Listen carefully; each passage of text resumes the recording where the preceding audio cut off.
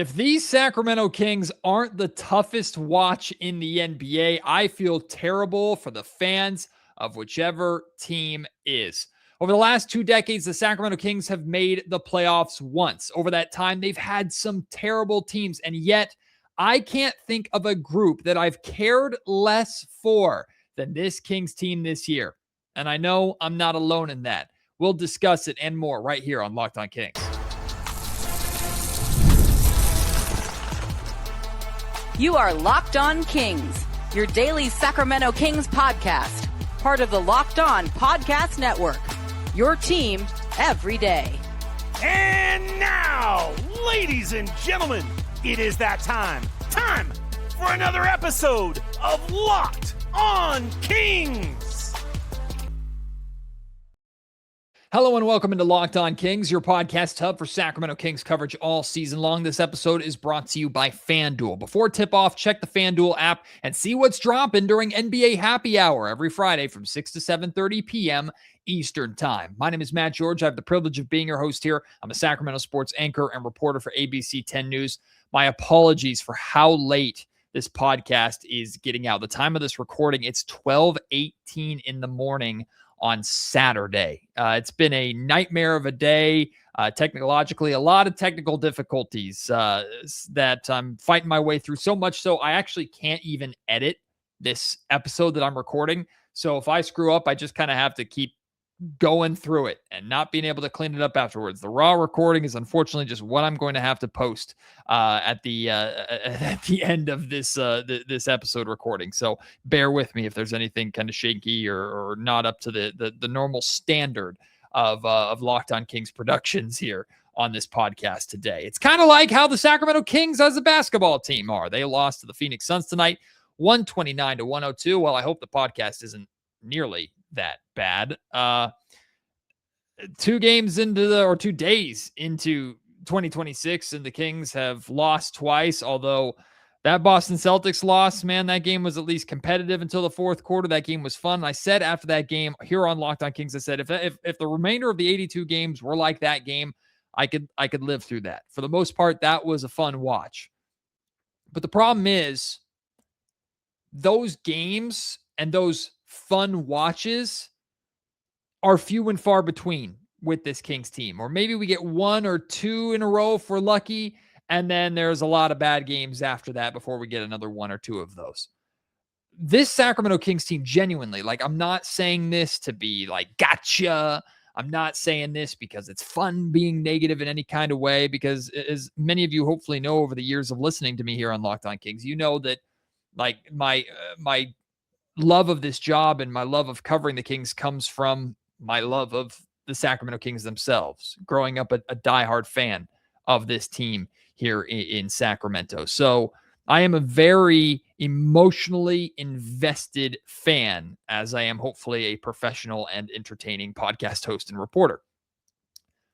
So when I say that this Sacramento Kings team makes it really, really hard to care, understand, I'm not saying that to throw a jab and find pleasure from it or be negative for the sake of clickbait. Like, I genuinely don't know if I've cared about a Sacramento Kings team less than this team this year. Genuinely. And now Kings fans, like, we still do care because we can't help ourselves. We're obsessed with the Sacramento Kings. We have such a love relationship, a love story between this city's fan base and this organization. It's what makes us special, and I wouldn't trade that for the world. So I'm grateful that exists. So we, even with this team being this bad and quite honestly not great for our mental and sometimes even physical health, we continue to support and come together and create this environment that's special and unique only to Sacramento. But this team is 8-27, which is tied for the worst start in the Sacramento era of this Kings organization. That includes the 2008-2009 season where the Kings won just 17 games. They were 17-65. And the 2010-2011 season when the Kings finished 24 And I'm not trying to be clickbaity. I'm not trying to be hot takey. I swear I cared more about those two teams. I remember those two teams vividly. I swear I cared more about those two teams, had more of a connection with those two teams, was more invested in these two teams than I am with this Kings team this year, period. Like, this is how bad this season has gotten. I was arguing with one of the billion Russell Westbrook fan accounts on social media, right? Like, Russ is obviously beloved on the social media scene because there are these accounts that are just about him and named after him. And I was arguing with one of these accounts, and it was the stupidest argument on the planet, but it's just where we are at in this freaking Kings season. I said that, like, those two teams, the 08-09 Kings team and the 2010-2011 Kings teams, were far more interesting, far more entertaining than this Kings team this year. And he came back and, oh, that's a terrible take. What are you talking about? Like, Russell Westbrook's on this team. How can you say that? Like, genuinely, think back to those 08-09 teams. And if you didn't have to watch them, I'll remind you what those teams were like. In 2008, 2009, the Sacramento Kings had Kevin Martin, who was a breakout offensive star that season, shot over 40%, I think 41% from three-point range, averaged the most points of his career. You still had Bobby Jackson and Brad Miller on that team, giving you a little bit of the nostalgia or the last elements of the glory years for the Sacramento Kings, right? You had Beno Udrich's stop and pops, the Beno Dranos, as Jerry Reynolds would call them. And Kings fans, if you know what I'm talking about, you know what I'm talking about. Jason Thompson was a rookie, and at least we were intrigued about a lottery pick that might turn into something. Then the 2010-2011 season. I'll take that season over this season every day of the week. You had rookie DeMarcus Cousins. You had Marcus Thornton, who was a walking bucket and put up big numbers on a nightly basis. Beno was still hitting shots, stop and pop, mid-range jumpers for that team. You still had Tyreek Evans running the point on that team, and we had some potential, some hope for that group. Ultimately, they never realized that hope, but I will take those two teams every day of the freaking week than this Kings team this year. This Kings team is a grind to watch. They are a chore to sit through for 48 minutes. They are. And I don't blame any Sacramento Kings fan that said, I can't do it. I got to turn it off. I got to do something else. I'll have it on in the background while I do dishes or do something I hate, fold laundry. I don't care. Like, I'm not fully investing in this. I don't blame Kings fans for feeling that way at all. I'm very thankful that you continue to invest in this podcast. But every time the Sacramento Kings do something good, you just know it's like a fleeting moment. You know it's not going to last. The good does not last long with this Kings team. Maybe every once in a while they'll rattle off a really fun game. That Miami Heat win.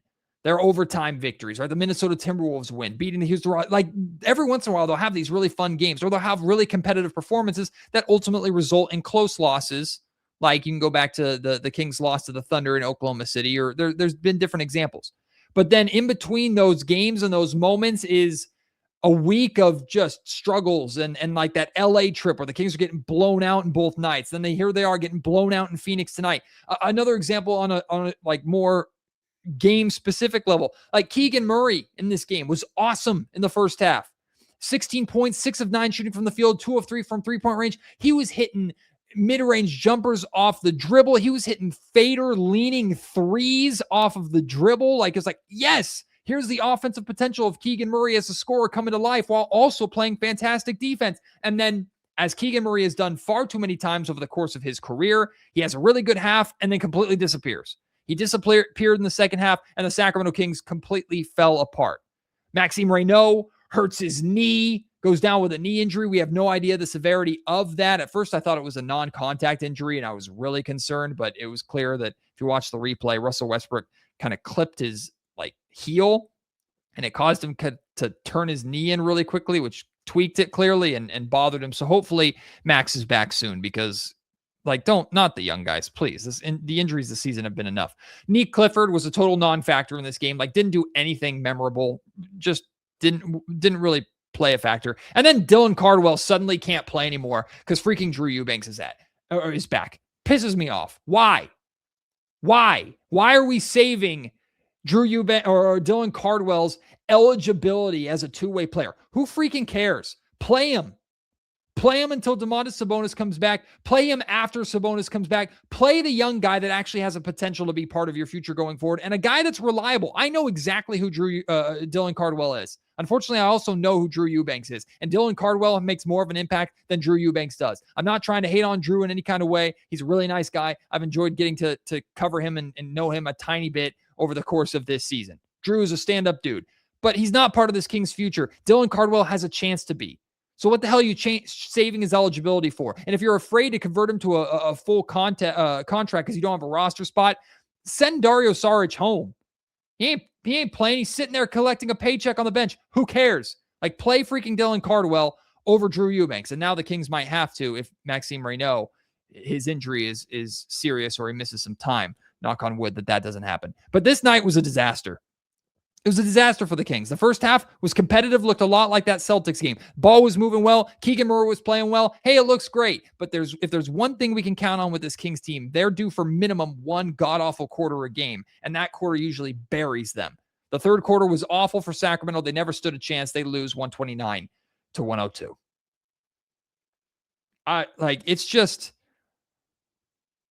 It's hard to I find myself having to force myself to try and be invested. And thankfully we do have guys like Nick Clifford and Maxime Reynaud and Keegan Murray to put our hopes into a little bit.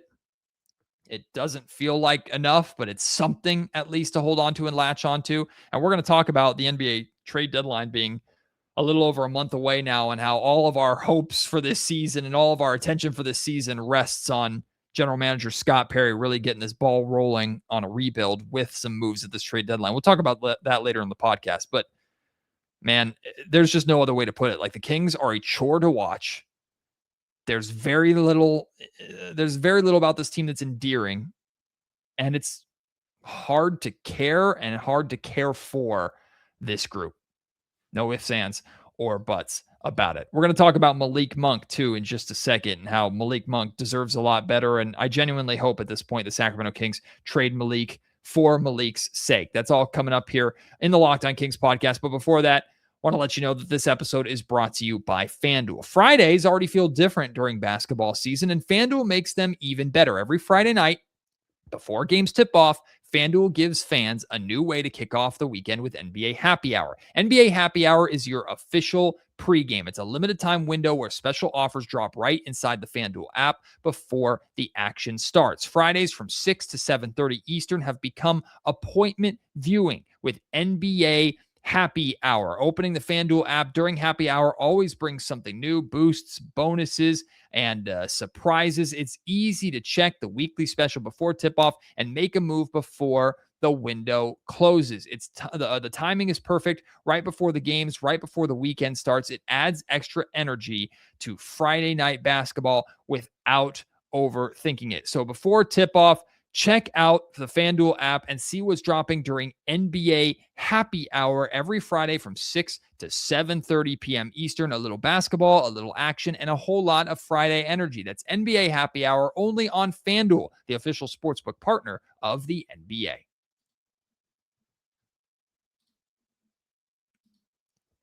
I've seen these posts around social media, and it's hard to blame them. Free Malik Monk. Malik Monk deserves better. Now, on my most recent episode of Locked On Kings before this episode, on the last segment, I talked about the irony of Malik Monk's situation. And I think a lot of people, and I probably didn't do the best of jobs with the tone or presenting it, because I did not intend it to be a shot at Malik or to blame Malik for his situation. But it is a good example of the grass isn't always greener, because like we talked about, Malik was one of the players that wasn't too big of a fan of Mike Brown and was lobbying for Mike Brown to not come back, or for the Kings to move on from Mike Brown. And Mike is the guy that optimized Malik better than anybody else has in his career and got the best out of Malik and gave Malik the most opportunity than anybody else in his career to this point. But again, I didn't bring that up as a shot at Malik or to blame Malik in any kind of way, because the Sacramento Kings, like we just talked about, are brutal to watch. There are stretches of the game where you're just staring at the screen and you'd rather be watching paint dry. And it just is not fun. And Malik Monk is the epitome of fun. He could be a light in this dark season for the Sacramento Kings. And even he is being snuffed out by the Sacramento Kings, straight up misusing him and now burying him in the rotation. Completely burying him. I mean, there's no reason why Malik Monk should be getting DNPs. There's no reason why he should be shoved to 11th or 12th in the rotation. He's way too good for that. And I understand the Sacramento Kings are trying to get Keon Ellis more playing time, and we've been clamoring for that too, and I'm happy for it. But whether it's the circumstance of a logjam at his position or whatever, Malik Monk is too good of a player, too valuable of a player to just rot on your bench because you can't find playing time for him because your roster is horribly constructed. Malik, for his sake, send him to a playoff team or a team that's actually playing some meaningful basketball. Like, give him a chance. Get him out of here. And I'm not just saying, like, give him away for scraps. I'm not just saying, like, take whatever deal you could possibly get for Malik Monk.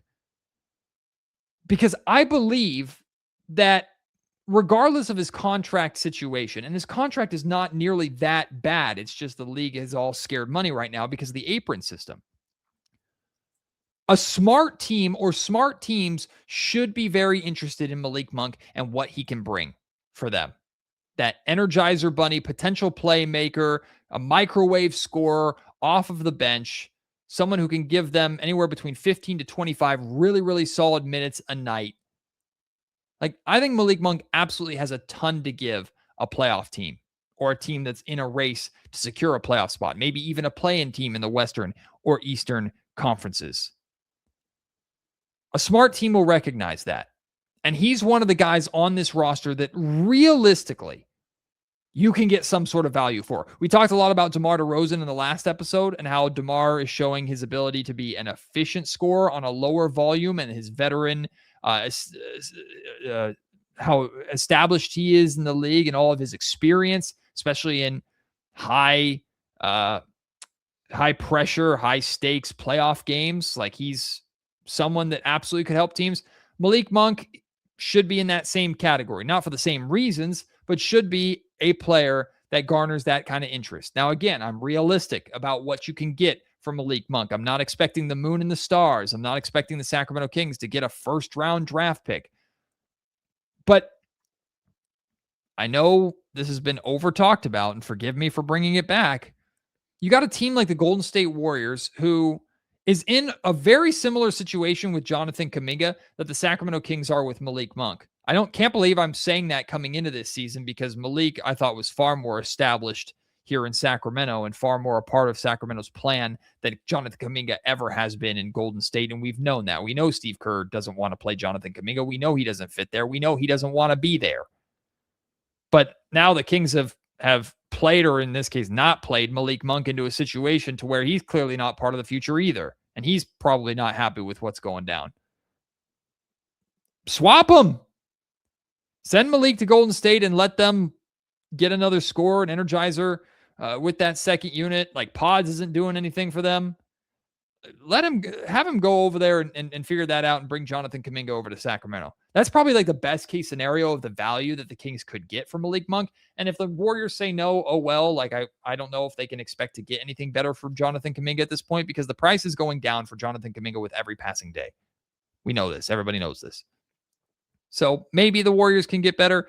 And I'm not trying to make this a conversation about that. The overall point is I believe Malik Monk can get you some sort of value around the league.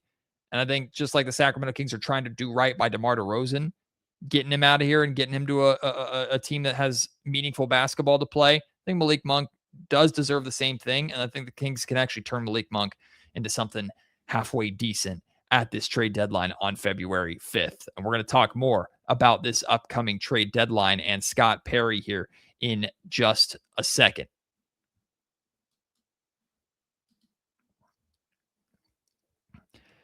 February 5th can't come soon enough. Can't come soon enough. And look, all eyes turn to Scott Perry now. Scott Perry's about to go under the microscope. Now, while we may have, as a fan base, run out of patience for Vivek Ranadive and run out of patience for the overall operations of this organization. From a basketball side, it's important and it's difficult, I know, but it is important that we have the right level of patience for Scott Perry to do this rebuild right. He is not going to be able to fix anything. Well, I shouldn't say anything. He's not going to be able to fix everything or close to everything at this trade deadline. But we know what needs to happen. We know the rebuild is here. You got to freaking start it. You got to start it. You cannot ask this fan base to sit through the remainder of the season of this, whatever the heck it is. Nothing. There's nothing beyond a little bit of excitement for young players like Max and Neek, and maybe Keegan could show us a little bit more of his offensive ability. It's not enough. It's not enough to sit through 82 games of this god-awful year that the Kings are putting us through. It's not enough. Start the ball rolling. However small a push. What makes this team so exhausting is that we know they're not going anywhere. So you got to start nudging them in that direction. And to do that, you move some guys. You just got to move some guys. Whether it's focusing on what you get back in the trade and how it fits your vision long term, getting draft picks that could turn into something, or simply just freeing up the roster spots and the minutes to actually, without hesitation, give the minutes to the young players that they deserve without having to fight and scratch their way to getting the basketball from all these veterans on this roster.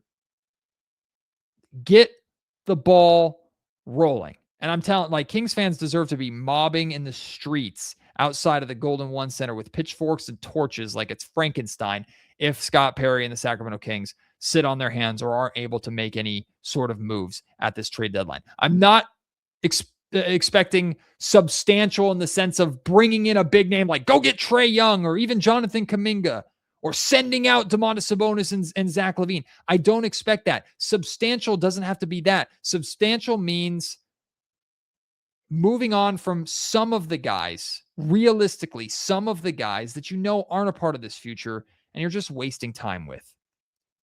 Perry did an interview recently with Mark Spears and talked about like building a foundation in Sacramento. He wants to build a foundation. Great words. Like, I understand what he's saying. Important. Yes. Build a foundation. Well, in order to build a foundation and start over, you have to take a sledgehammer to that old, terrible foundation that you're currently trying to build upon, and you're not having any luck. Then you got to pour some new concrete. Taking a sledgehammer to this terrible foundation is getting some of these guys out of here. Not that they are the end-all, be-all problem. That's not what I'm saying. Like, moving on from DeMar DeRozan is not an admission of guilt that DeMar DeRozan is the problem, or Malik Monk is the problem, or even Zach LaVine, Domantas Sabonis, that they're the problem. They're certainly not part of the solution, or they haven't been part of the solution, but one or two guys are not the issue here that the Kings can just ship off and then everything will be fine. You've got to start over from scratch and do it the right way. Do not make Kings fans wait until this summer to start making the moves that need to be made. Give us something at this deadline to be confident in. Give us something that truly indicates you're trying to do this rebuild the right way, and give us a reason to know that February through April, the final 2 months of the season, is truly about the development of the young guys, where they will have the minutes that they deserve to have, and they don't have to worry about their two-way status or Drew Eubanks being in front of them or how many shots that each guy needs to have or whatever. Like, do it right. I'm not expecting Rome to be built in a day. I'm not expecting Scott Perry to fix anything on February 5th. But hammer the first nail in, for God's sake. Get it started. Get the ball rolling. Because this product that you're putting out there on the floor is the exact opposite of what Doug Christie talks about on basically a nightly basis. We want to put a product out there that Kings fans can be proud of. You have a product that Sacramento Kings fans are relating to less and less and are least invested in the last 20 years when they only made the playoffs once. There are many people, myself included, that would rather go back to watching the 17-win Kings from 2008 and 2009 than watch this team on a nightly basis. That should tell you everything that you need to know. Make the moves. Find a way. Because we tried and couldn't find a good offer. I'm not saying make an offer just for the sake of making an offer. Go out and do something that's smart, but find that move. That's your job, Scott. And he knows it. And I hope he can deliver and give Kings fans a little bit of optimism that he is the right guy to actually execute this rebuild the right way. You want to share your thoughts on this game?